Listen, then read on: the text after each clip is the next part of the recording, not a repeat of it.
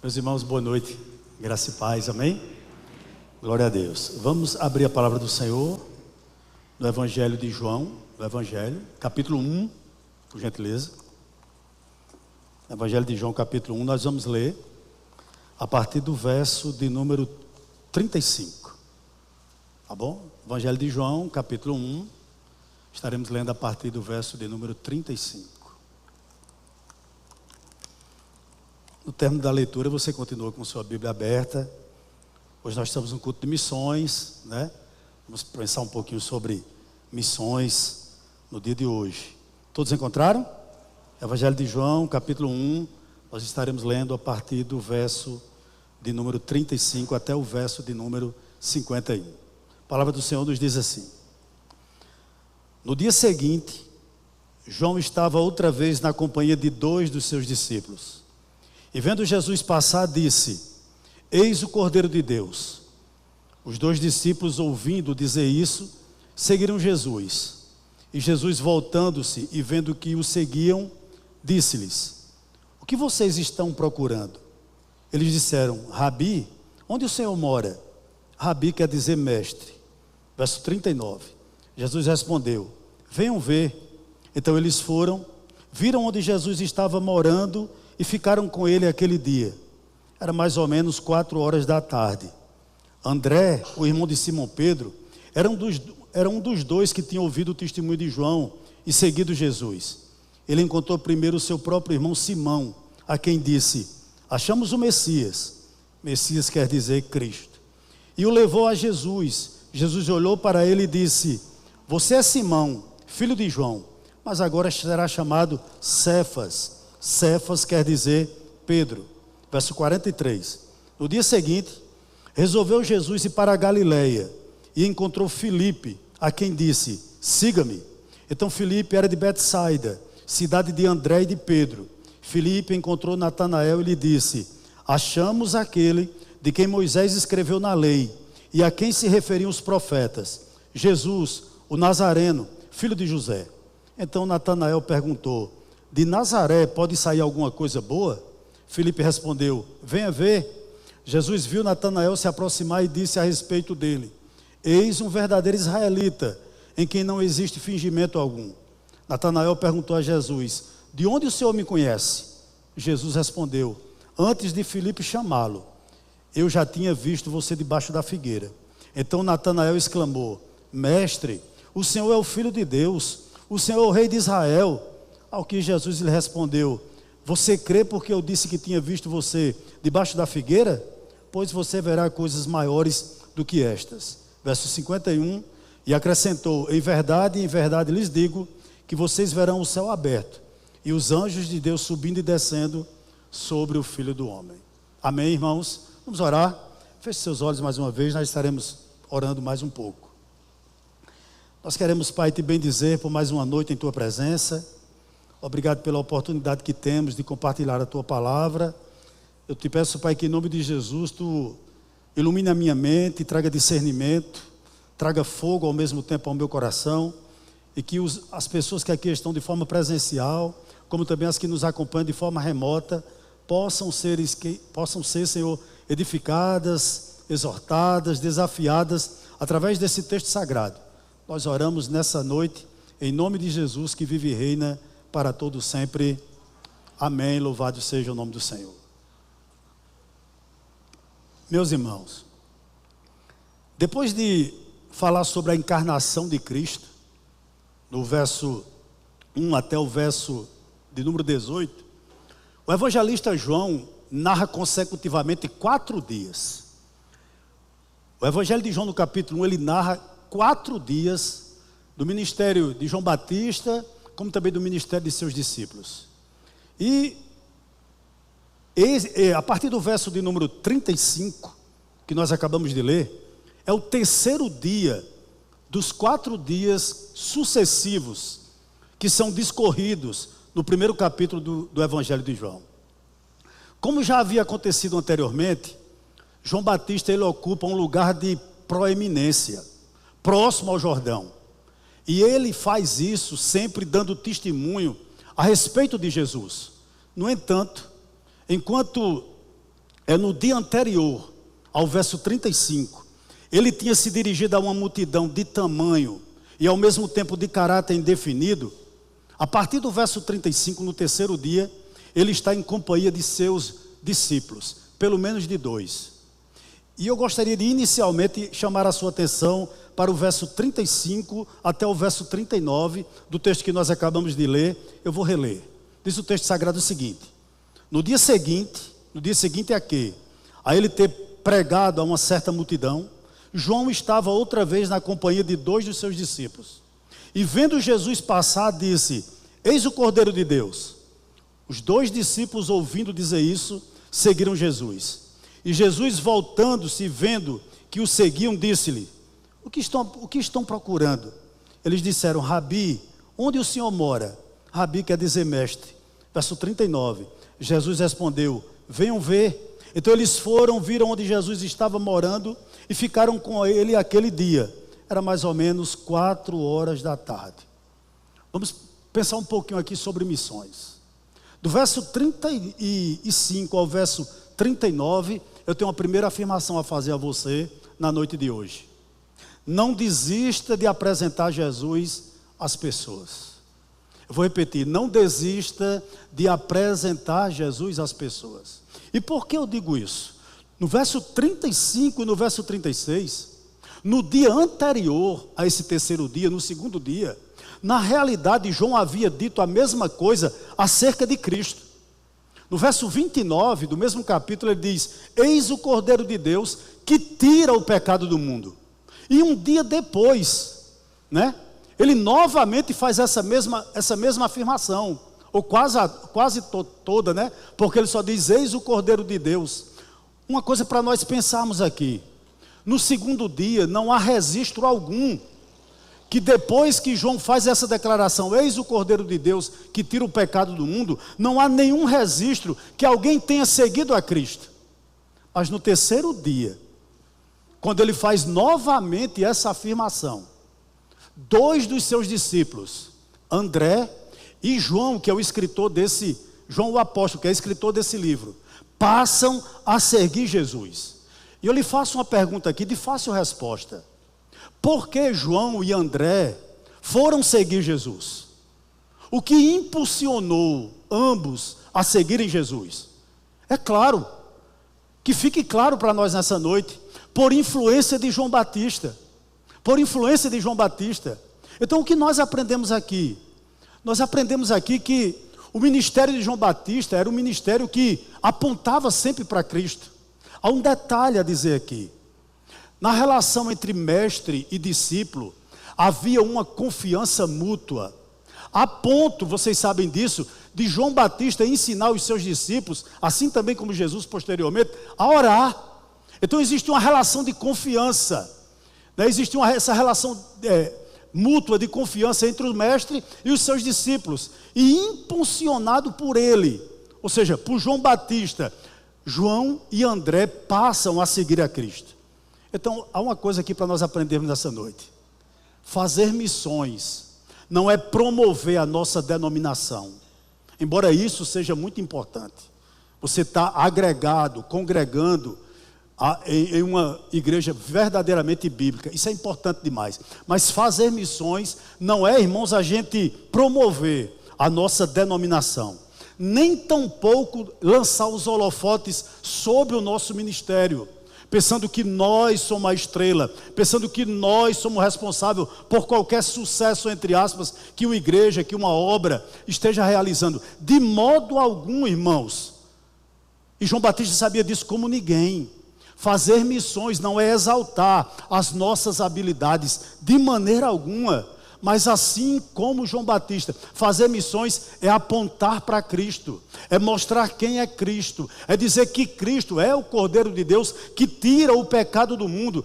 Por que nós temos que fazer essa declaração?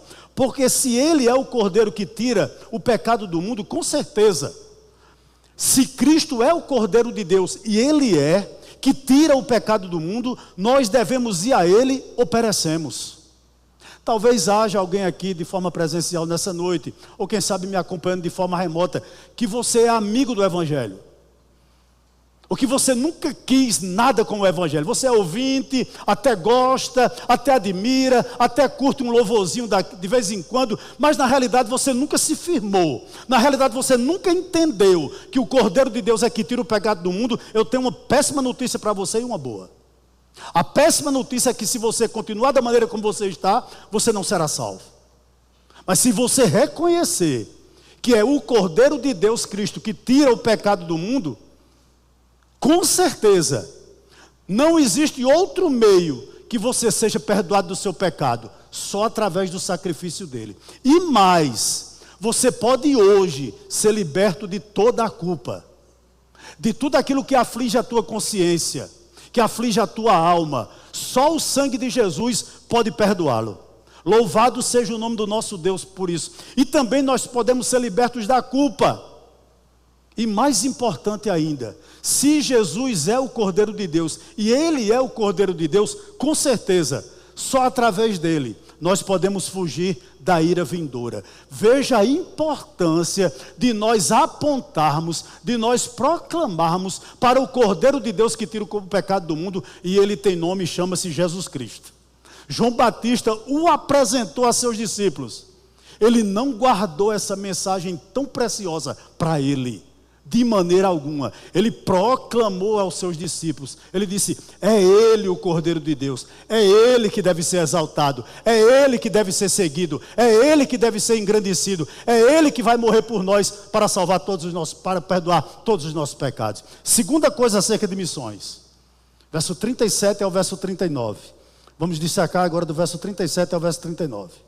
Os dois discípulos, ouvindo dizer isso, seguiram Jesus.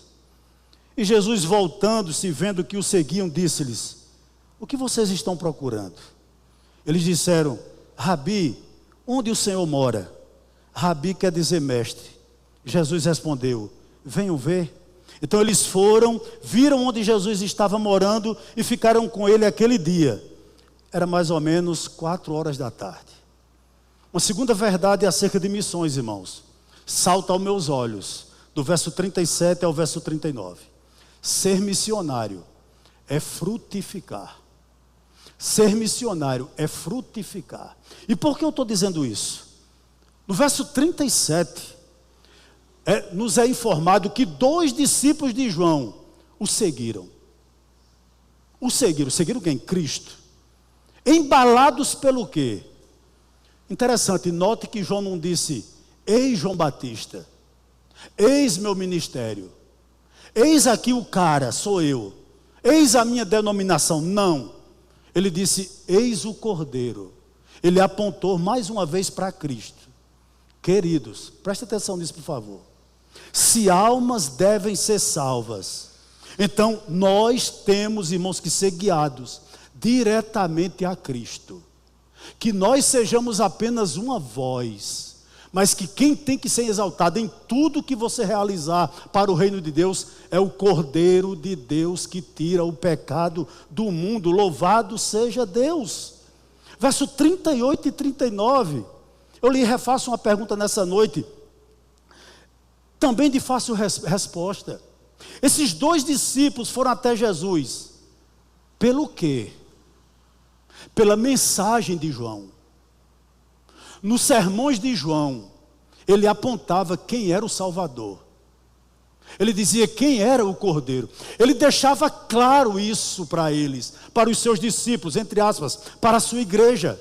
Mas também pelo ministério de João.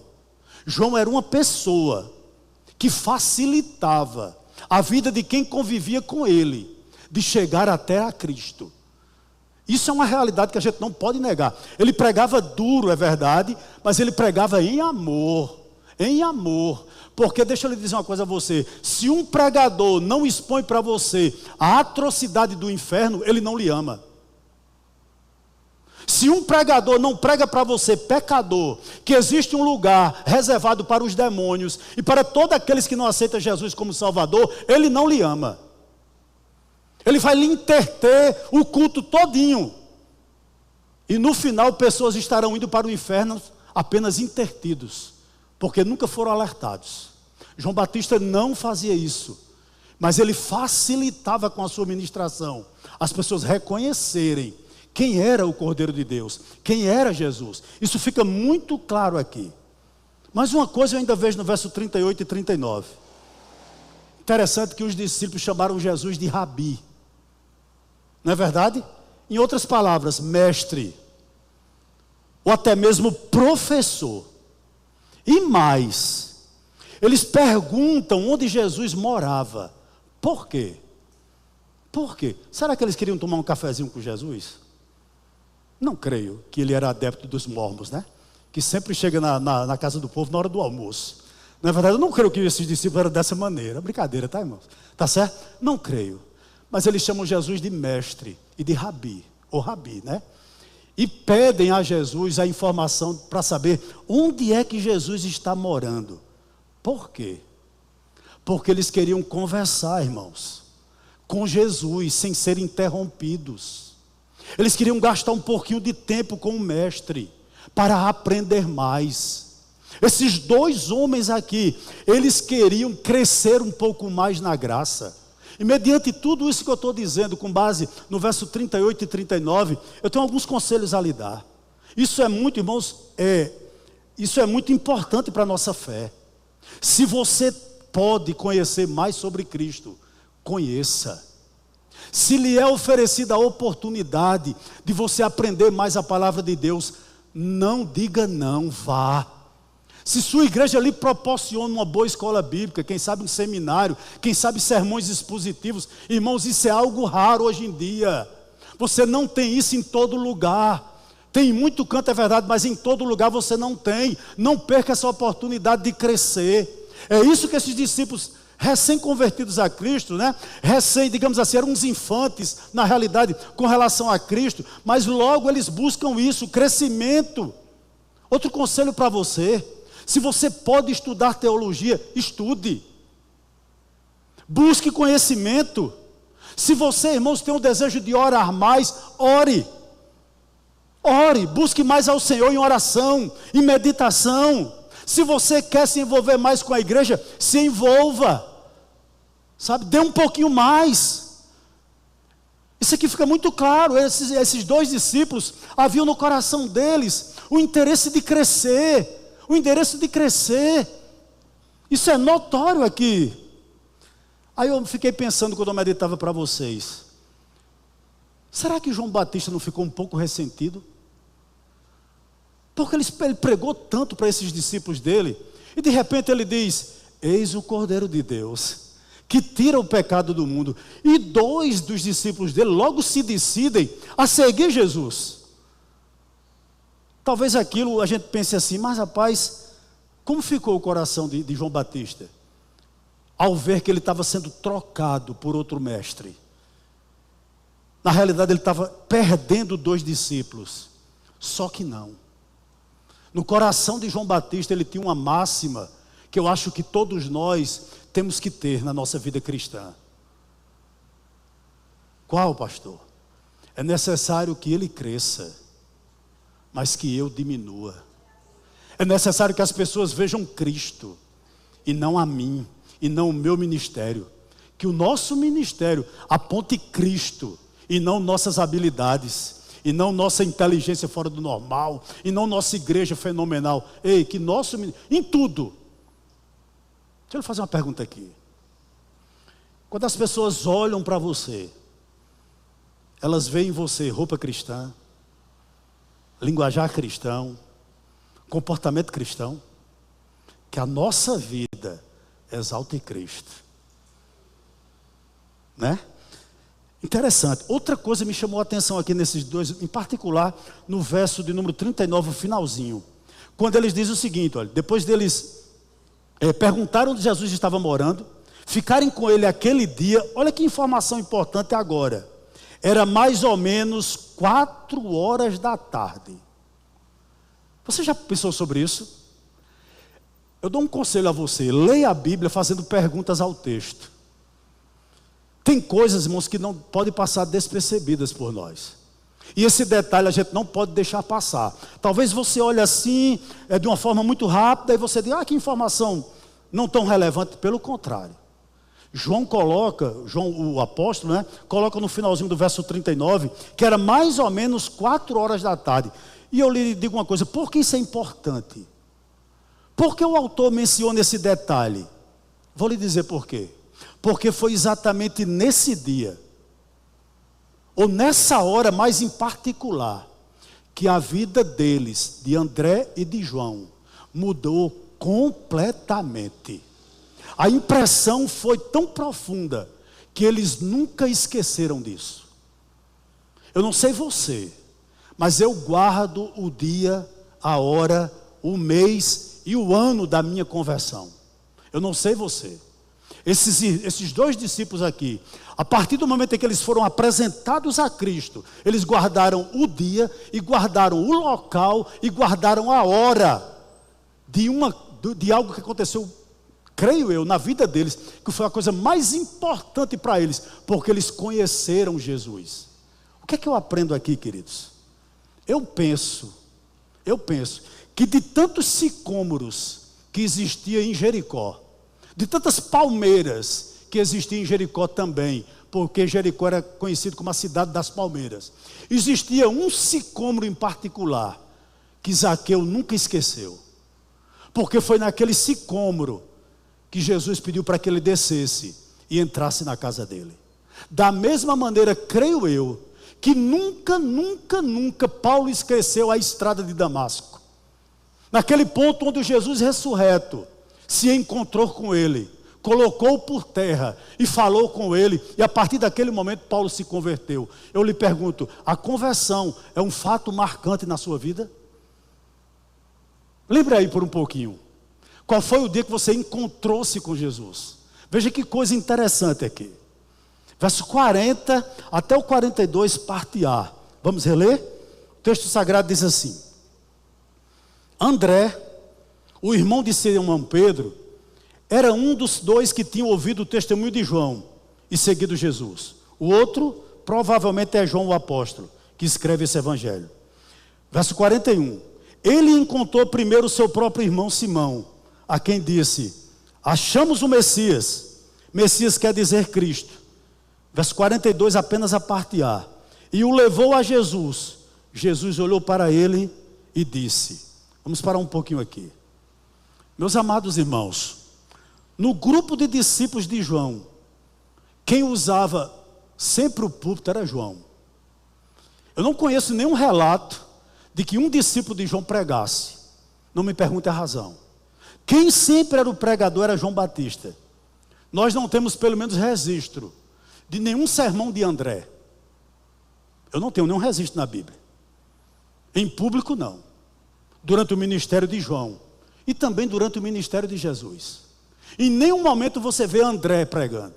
Em momento algum.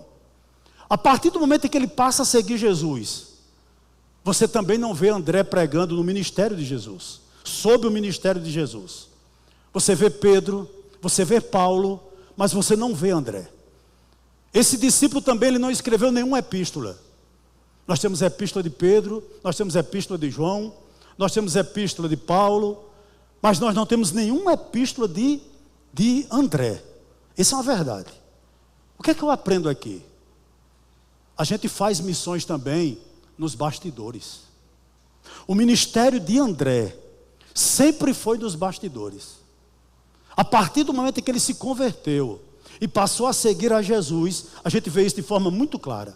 Nunca houve holofotes sobre a vida de André, de maneira alguma. Nunca houve reconhecimento público acerca do ministério de André. Mas me permita um adendo aqui. Isso não quer dizer que André era mais espiritual do que Pedro, de maneira alguma. Isso não quer dizer que André era mais espiritual do que Paulo ou do que João, porque ele vivia nos bastidores, de maneira alguma. Uma coisa eu sei, assim como João Batista, ele sabia o seu lugar, ele sabia o para quê Deus o havia chamado, Cristo o havia chamado. Isso me chamou muito a atenção. Por que chamou a atenção, pastor?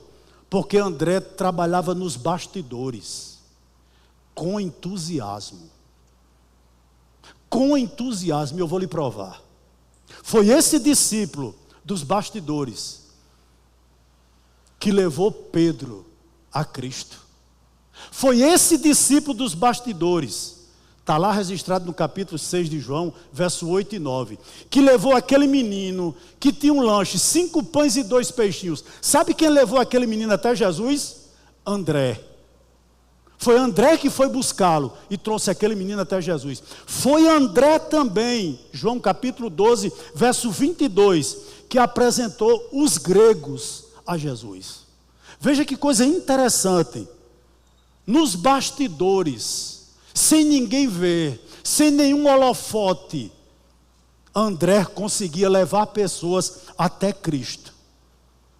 E esse verso aqui mostra que ele levou uma pessoa que vai se tornar coluna da igreja. Coluna da igreja. É através do ministério de André que Pedro conhece Cristo. Como? Um simples testemunho. Ele chega diante do irmão dele, Pedro, e diz: nós achamos o Messias. Que declaração, irmãos. Como isso é importante. Por que isso é importante, pastor? Porque há centenas de milhares de pessoas, irmãos, que têm aversão a esse ambiente. Você sabia disso? Há pessoas que você convida para vir à igreja, eles não vêm de imediato. Eles têm aversão a esse ambiente. Contudo, você pode testemunhar para eles. Você pode falar para eles. Porque ele lhe ouve. Porque ele lhe escuta. Porque existe talvez uma relação de amizade entre vocês. Então você é a voz de Deus para essa pessoa. Talvez ela tenha aversão a todo pastor, talvez ela tenha aversão a toda a igreja, mas a você que é cristão, não, e é amigo dele também. Você pode ir até ele e apresentar Cristo a essa pessoa. Analisando esse verso, um comentarista chamado J.C. Ryle, ele diz o seguinte, olha: com toda certeza, se nada temos a dizer aos outros a respeito de Jesus, faremos bem em duvidar que o conhecemos, se o conhecemos verdadeiramente como nosso Salvador. Eu tenho para mim, irmãos, que o fato de nós não apresentarmos, se é que nós não fazemos isso, Cristo às outras pessoas, não é simplesmente porque nós somos encabulados. Não é simplesmente, irmãos, porque nós temos dificuldade para falar. Eu sei que isso é notório. E às vezes isso é possível na vida de cada um de nós.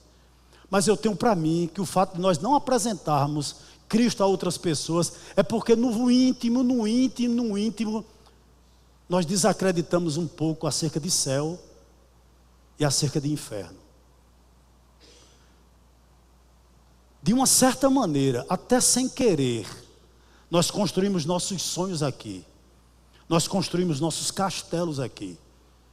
Até de uma forma inconsciente. E nós pensamos que tanto nós, como os nossos familiares têm, nossos amigos, têm muito tempo. Ah, eu tenho muito tempo, pastor.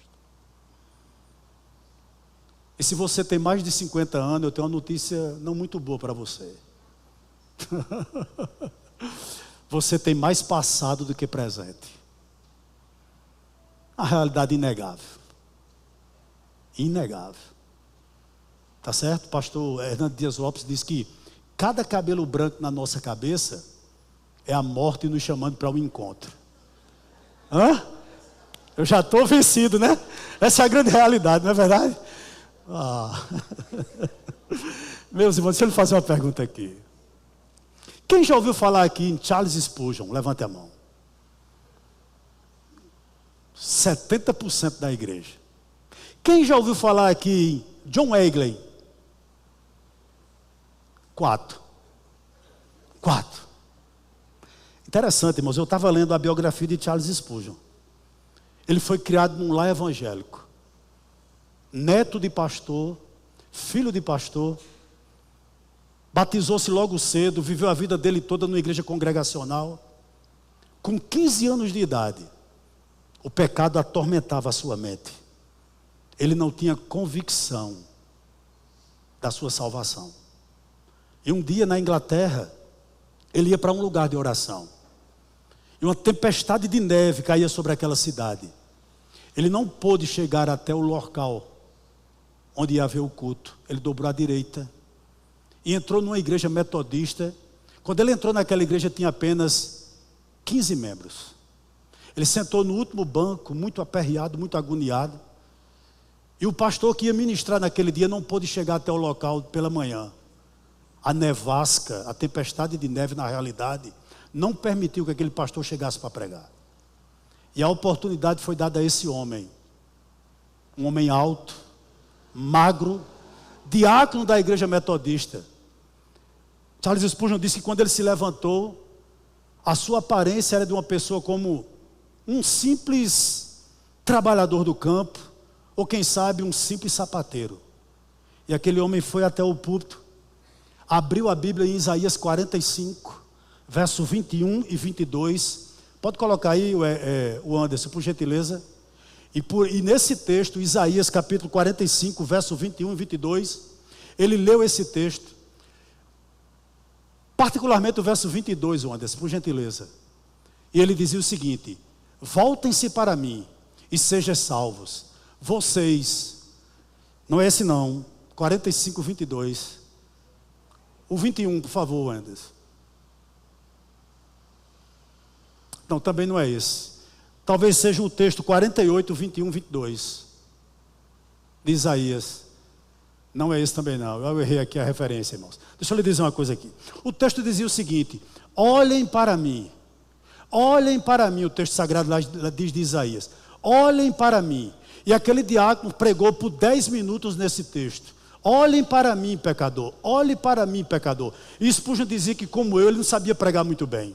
Ele ficou 10 minutos remoendo naquele mesmo texto. Só dizia isso, só dizia isso. E ele disse que naquele momento, quando ele terminou o sermão, fechou a sua Bíblia, olhou para Spurgeon no final da igreja e disse o seguinte: você, jovem, olhe para mim, porque você está extremamente triste. Olhe para Cristo crucificado. Olhe para Cristo como Redentor. Olhe para Cristo como Salvador. Meu querido, o príncipe dos pregadores saiu daquela igreja convertido, com um sermão de 10 minutos, realizado por um homem semi-analfabeto, que simplesmente por 10 minutos recitou um texto de Isaías diversas vezes, martelou o texto por muitas vezes. O que é que eu aprendo com isso?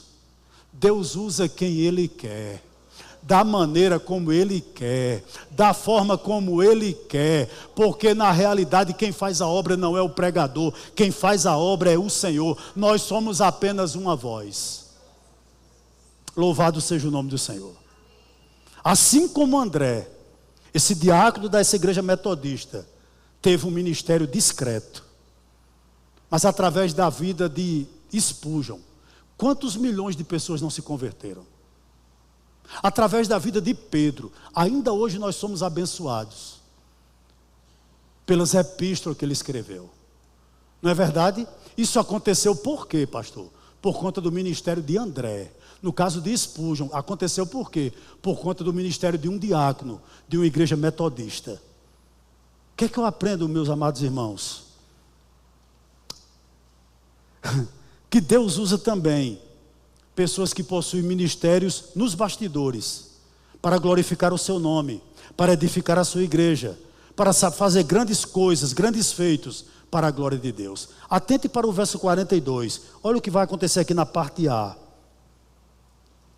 Depois de dizer a seu irmão Simão Pedro, Simão na realidade, né? O verso 42 diz que ele o levou a Jesus. Jesus olhou para ele e disse: você é Simão, filho de João, mas agora será chamado Cefas. Cefas quer dizer Pedro. Eu lhe pergunto uma coisa aqui nessa noite: por que André levou Pedro, até Cristo? Porque ele acreditava que, assim como ele, André, só Cristo podia transformar a vida de Pedro. Interessante que isso fica muito claro aqui. Você é Simão, filho de João, mas a partir de agora você será chamado Cefas, né? Ou seja, Pedro, uma pequena pedrinha, uma partícula de pedra. O que é que Jesus estava ensinando aqui? A partir de hoje, eu vou te transformar. Sabe o que eu aprendo aqui, queridos? Nós temos que levar as pessoas a Cristo para que elas sejam transformadas. Só quem transforma o coração de um pecador é Jesus. Você não tem capacidade de mudar seu filho. Você não tem capacidade de mudar seu cônjuge. Você não tem capacidade de mudar seu patrão. Mas você tem capacidade de levá-lo a Cristo. E ele ter um encontro genuíno com ele. E ser mudado. Por que eu digo isso? Usando as palavras de um pregador metodista, John Wesley. Ele tem uma frase que eu muito gosto dela. Ele diz o seguinte: a conversão tira o cristão do mundo. A santificação tira o mundo do cristão. O maior milagre que pode acontecer na vida de alguém não é uma cura, é conversão. A conversão de uma vida é um milagre de um instante. É um milagre de um instante. Quem sabe você pode se converter hoje, você que está me acompanhando de forma remota.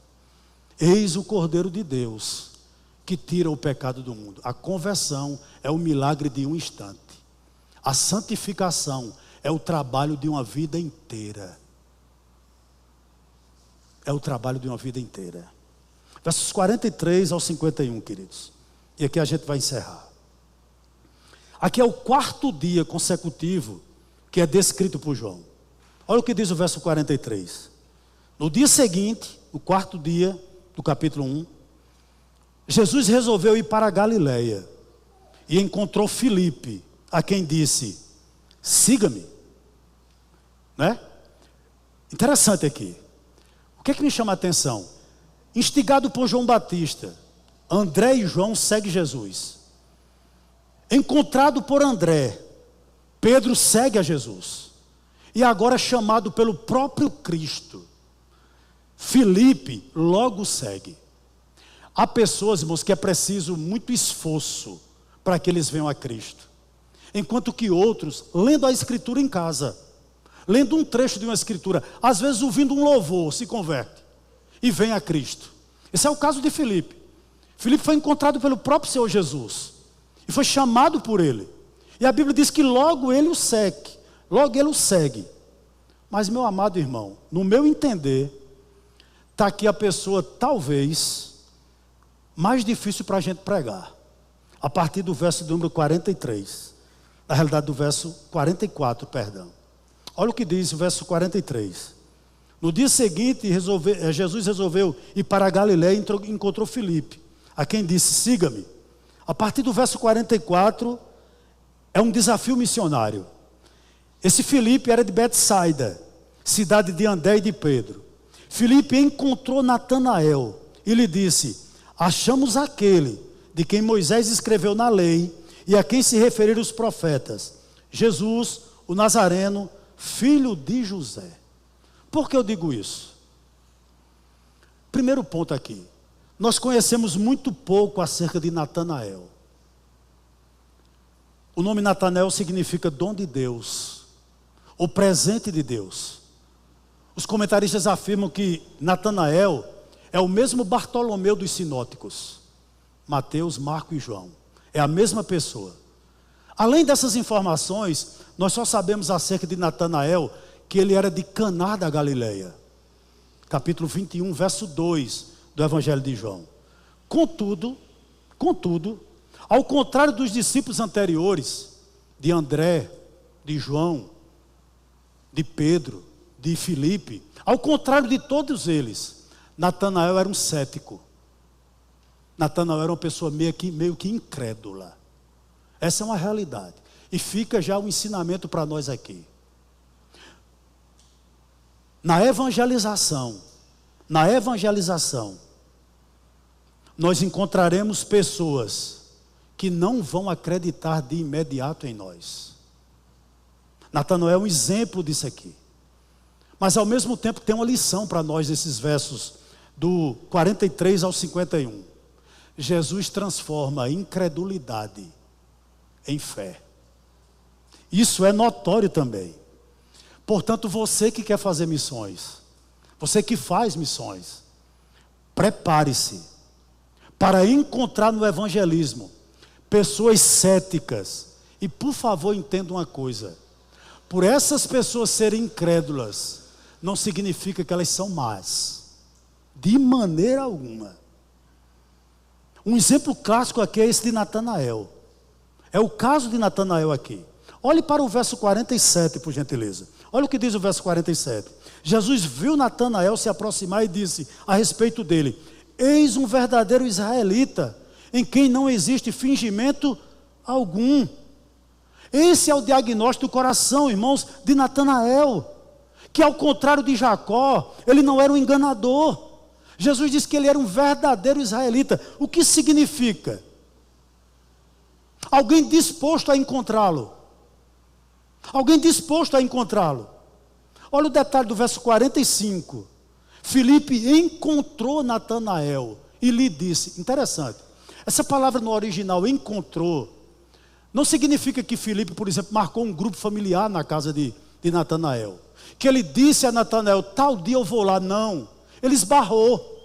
Sabe? Foi um encontro, entre aspas, meio que casual. Meio que casual. Não foi nada articulado. Pelo contrário, irmãos, ele esbarrou em Natanael. E a partir desse momento, ele passou a apresentar-lhes a Cristo. O que é que eu aprendo aqui? Há casos, e muitos casos, em que você vai precisar não apenas de convidar, mas também de argumentar com as pessoas. Aí haverá encontros na nossa vida que você nunca agendou, que você nunca pensou que ia passar por aquela situação, e pessoas difíceis de você evangelizar. A minha pergunta para você é essa: o que você faz quando alguém lhe pergunta qual a razão da sua fé? Uma pergunta muito simples para você: por que você é cristão? Todo canto não fala de Deus? E por que você vai para uma igreja evangélica, de linha reformada? Se na igreja católica, se no centro espírita, fala de Deus. Por que você é cristão? Você diz o que a esse cético? Você diz o que a essa pessoa? O que você tem a dizer a ela? Natanael era exatamente esse tipo de pessoa. Ceticismo fazia parte da vida de Natanael. Isso é muito explícito no verso 46. Olhe bem se não é. Depois que Filipe encontra ele, diz o seguinte a ele, verso 45: achamos aquele de quem Moisés escreveu na lei, e a quem se referiram os profetas, Jesus o Nazareno, filho de José. Olha a resposta de Natanael, verso 46. Então Natanael perguntou: de Nazaré pode sair alguma coisa boa? Filipe respondeu: venha ver. O que é que eu aprendo aqui, irmãos? Para Natanael, se Jesus viesse de Belém, se ele fosse chamado de belemita, estava jóia, porque era a cidade de Davi. Ele podia ser o mestre, mas Filipe apresenta um mestre vindo de Nazaré. E ele pergunta: em Nazaré pode vir alguma coisa boa? Por quê? Porque em Nazaré não tinha sequer uma sinagoga. Porque em Nazaré era uma terra pagã. Porque Nazaré, ela não é citada uma vez sequer no Antigo Testamento com relação ao Messias. Por que Nazaré? Porque de Nazaré nunca saiu um mestre. Na realidade, Natanael está olhando para Filipe e está dizendo: Filipe, tu está me apresentando um mestre, um Messias, vindo daquela cidade sem projeção? Me perdoe, mas eu não acredito. Isso não é muito comum no nosso evangelismo? Você prega, a pessoa olha para você e diz: mas eu já tenho Jesus. Você cola as placas, e agora eu vou falar o quê? Na minha igreja fala também de Jesus, eu sou assim, fala lá também. Por que eu tenho que ir para uma igreja evangélica? Meus amados irmãos, em outras palavras aqui, Natanael está dizendo a Filipe: eu não acredito nesse Messias que você está me apresentando. Mas olha a resposta do evangelista: venha ver, venha provar. Deixa eu dizer uma coisa aqui a você que talvez tenha medo de evangelizar, porque você não sabe de tudo. Nenhum de nós sabemos. Não existe homem algum preparado para todas as respostas. Nós temos muitas dúvidas. Nenhum de nós temos respostas para tudo. Porém, Filipe convida Natanael para aproximar-se de Cristo, para conhecê-lo. Eu lhe pergunto, você tem convidado pessoas para aprender acerca de Cristo? Aonde você vem, irmãos, o que você escuta, você sai alimentado? Você sai abastecido da palavra do Senhor? Então convide outras pessoas para virem também, para ouvir o Evangelho. Nós não sabemos de tudo, mas juntos nós podemos crescer. Juntos nós podemos apresentar o Salvador a essas pessoas. Foi isso que Filipe fez. Venha ver, prove. Verso 47 ao 49. Olha o que o texto diz. Jesus viu Natanael se aproximar e disse a respeito dele: eis um verdadeiro israelita, em quem não existe fingimento algum. Natanael perguntou a Jesus: de onde o Senhor me conhece? Jesus respondeu: antes de Filipe chamá-lo, eu já tinha visto você debaixo da figueira. Então Natanael exclamou: mestre, o Senhor é o Filho de Deus, o Senhor é o Rei de Israel. Jesus transforma incrédulos em crentes. Jesus transforma maridos rudes em cordeiro. Você está entendendo? Jesus transforma filhos rebeldes em filhos que lhe honram. Só Ele pode fazer isso. Isso é muito claro aqui. O verso 47, quando Jesus enfatiza que Natanael é um verdadeiro israelita, a ênfase principal é que ele é alguém disposto a examinar as reivindicações feitas acerca de Jesus. Meu irmão, o Anderson, deixa eu ver se eu acerto agora. Salmo 32, 2, por gentileza. Olha o que o texto sagrado diz. Vou ficar lhe devendo esse versículo, viu? De Isaías, que Spurgeon se converteu. Depois eu consulto os universitários e lhe digo. 32, 2 diz o seguinte: bem-aventurado é aquele a quem o Senhor não atribui iniquidade, em cujo espírito não há engano. Posso lhe fazer uma pergunta aqui nessa noite? Quando você vai fazer sua devocional, qual é a sua oração? Senhor, fala comigo. E quando você põe os olhos em um texto, e que o texto fala com você, qual é a sua atitude? Quando você examina as Escrituras, que o texto lhe fere, lhe morde, será que você tem, digamos assim, irmãos, a palavra não é responsabilidade, a palavra é, não me vem à mente aqui, quando um texto lhe morde, você tem a verdade de dizer para você mesmo: eu preciso mudar nisso, eu preciso deixar disso, eu preciso começar a fazer isso. Isso acontece com você? É isso que Cristo está dizendo de Natanael. Ele está disposto a examinar as minhas reivindicações. Ou seja, ele não é um Jacó, mas ele é um Israel. Meus irmãos, o texto ainda lhe morde. A Escritura ainda fala com você. Olha, se a Escritura não fala mais com você, você está mal espiritualmente. Se você não tem mais prazer em orar, você está mal espiritualmente. Se você não tem mais prazer de estar na sua igreja, você está mal espiritualmente. Leve esse conselho para a sua casa. É muito sério isso aqui. Verso 48. Natanael perguntou a Jesus: de onde o Senhor me conhece? Jesus respondeu: antes de Filipe chamá-lo, eu já tinha visto você debaixo da figueira.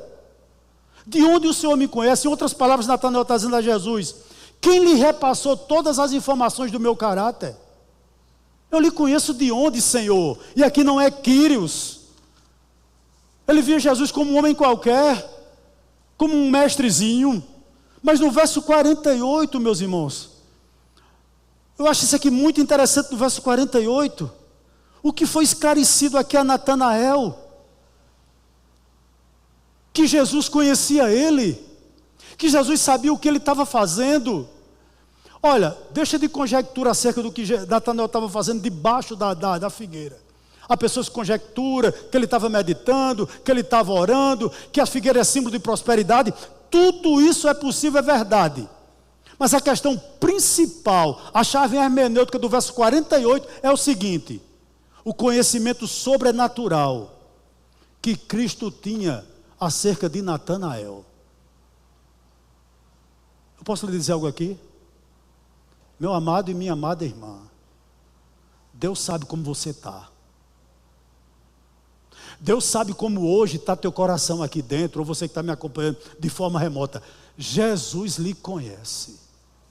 Talvez você tente enganar todo mundo, mas você não engana aquele que te chamou. Isso aqui é muito claro. E a partir do momento em que Natanael entende quem está falando com ele, olha o que acontece no verso de número 49. Veja como a visão de Natanael mudou. Olha o verso 49. Então Natanael exclamou: Mestre, o Senhor é o Filho de Deus. Veja que no verso anterior, ele chamou Jesus apenas de Senhor, com S minúsculo. Um homem que ele respeitava, ou podia vir a respeitar.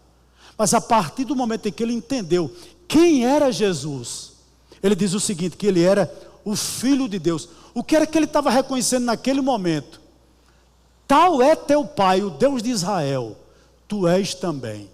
Ele está dizendo o seguinte: eu não estou diante de qualquer um, eu estou diante do próprio Deus em carne, eu estou diante do próprio Deus em pessoa. A ti, Senhor, eu me rendo. E não só isso, além de chamá-lo de Filho de Deus, ele chama ele de Rei de Israel. Meus amados irmãos, o que é que ele estava dizendo? Só a conversão faz isso na vida de um homem.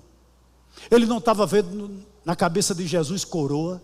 Jesus não tinha nenhum grande exército ao lado dele, não existia um grande reino, não existia um trono, mas ele chama Jesus de Rei de Israel. O que é que ele está dizendo? Eu enxergo em ti soberania. Tu tens um reino, Senhor, que não é daqui, mas que é eterno. Eu estou diante do próprio Filho de Deus, e eu estou diante do próprio Rei. Eu posso lhe dizer uma coisa aqui nessa noite, sem medo de errar? Se Jesus reina sobre a sua vida, Ele governa todas as tuas áreas. Eu escuto muito das pessoas o seguinte: isso aqui meu é sagrado, agora no secular eu sou isso. Não existe isso na vida do crente, irmãos. Tudo na nossa vida é sagrado. Estar aqui no domingo à noite é sagrado. Amanhã na segunda-feira, quando tu vai trabalhar, teu trabalho é sagrado. Se você vai estudar, o lugar que você está é sagrado. Os teus negócios são sagrados, porque visam a glória de Deus. Isso é o que Natanael está dizendo. Sabe o que Natanael está dizendo? Tu reinas, Senhor. E eu tenho algo para dizer a você que está aqui nessa noite, ou me acompanhando de forma remota. Cristo não é salvador daquele que Ele não governa.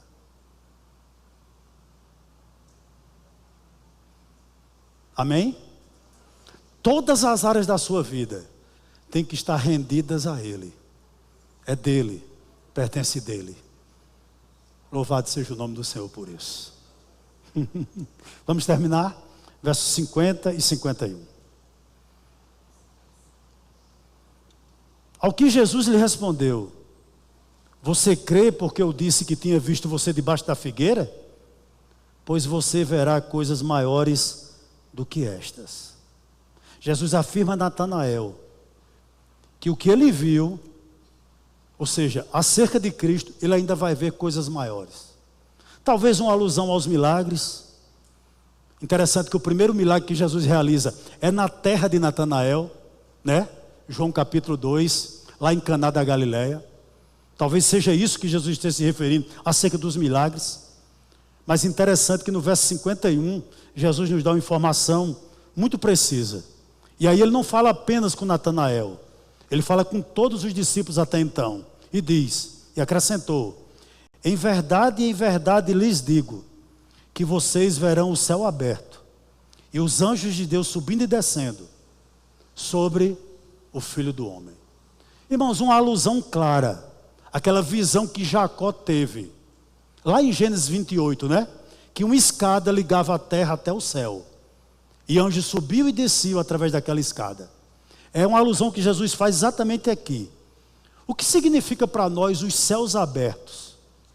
Sabe o que significa? Que todos nós que estamos aqui, que somos convertidos, nós já tivemos acesso a coisas divinas. Você não está aqui porque você quer. Foi o Espírito Santo que lhe trouxe. Você saiu daquele antro de pecado que você vivia, não porque você é bom, mas porque o Espírito Santo lhe trouxe. Você corrigiu o seu vocabulário, não porque você está mais educado, mas porque o Espírito Santo fez isso na sua vida. Você trata melhor hoje as pessoas, e vai tratar melhor amanhã ainda, porque o Espírito Santo está trabalhando em você. Você verá coisas divinas. Coisas divinas é o quê? Coisas do céu. Posso fazer um teste com você? Você que é discípulo? Olha como era a tua vida 10 anos atrás. Olha quem você era. Você é convertido? Você está melhor. Você está melhor. Você cresceu para a glória de Deus. A conversão faz isso no homem. As coisas divinas, irmãos, a gente olha para a cruz, a gente sabe qual foi o preço. É ou não é verdade? Você peca, acende aquela luzinha no teu coração. Está errado, está errado, está errado. Você se entristece. Vai lá, pede perdão. Abandona, deixa. Você é perdoado. Só o Evangelho faz isso por nossas vidas. Para Natanael e para todos os judeus, Jesus é o Messias, a verdadeira casa de Deus, e não mais Betel. Quando Jesus se apresenta para Natanael, Jesus está dizendo: vocês não vão adorar mais em um lugar. Não precisa vocês irem mais a Betel. Os samaritanos não precisam subir monte. Eu sou a própria adoração. Vocês têm que adorarem a mim agora. E adorar como? Adorar em espírito e em verdade. Meus amados irmãos, claro que Natanael não aprendeu tudo de uma vez só. Nem você também. Interessante que parece-me que coube a João, né, desempacotar Cristo e colocar nesse evangelho aqui. No evangelho que leva o seu nome. Eu gostaria de dizer uma coisa a você. Lembre-se, é a morte e a exaltação de Cristo que provê tudo para os seus discípulos, inclusive para você. Meus irmãos, o que está faltando para você? Há uma carência na sua vida espiritual? Peça oração. Existem barreiras dentro da tua casa? Aprenda a pedir perdão. Está com a amizade estremecida com alguém? Quem sabe sofre o dano. O que é que está faltando para você? Eu termino citando João 8:28. Vamos ler ele? Eu creio que João 28 está interligado ao versículo 51 do texto que nós acabamos de ler. Disse-lhe, pois, Jesus: quando levantares o Filho do Homem, então conhecereis.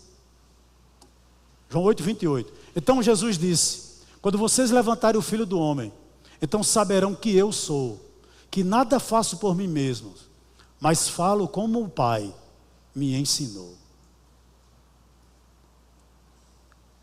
Posso lhe fazer uma pergunta aqui para nós fecharmos essa ministração nessa noite? Você já é discípulo? Você já se encontrou assim como Felipe, como André, como Simão, como João? Você já se encontrou com seu mestre como André? Você poderia me perguntar: pastor, o que é o discípulo? O discípulo é uma pessoa que ela resolveu viver intelectualmente de acordo com isso aqui, e moralmente também, você é um discípulo? Se você é um discípulo, João 8:28 é válido para a sua vida. E eu lhe peço em nome de Jesus, faça outros. Faça outros. Faça outros. Existe uma mentira aí no mundo que diz o seguinte: não olhe para mim, olhe para Jesus. Já ouviu isso? Há muito cristão que diz isso: não olhe para mim, olhe para Jesus. É verdade que todos nós somos falhos, mas eu não vejo esse conselho na vida de Paulo. Paulo diz o seguinte, 1 Coríntios 11: sejam meus, porque eu imito a Cristo. O modelo a ser seguido é Cristo. Mas se você imitasse Paulo, você estava imitando Cristo.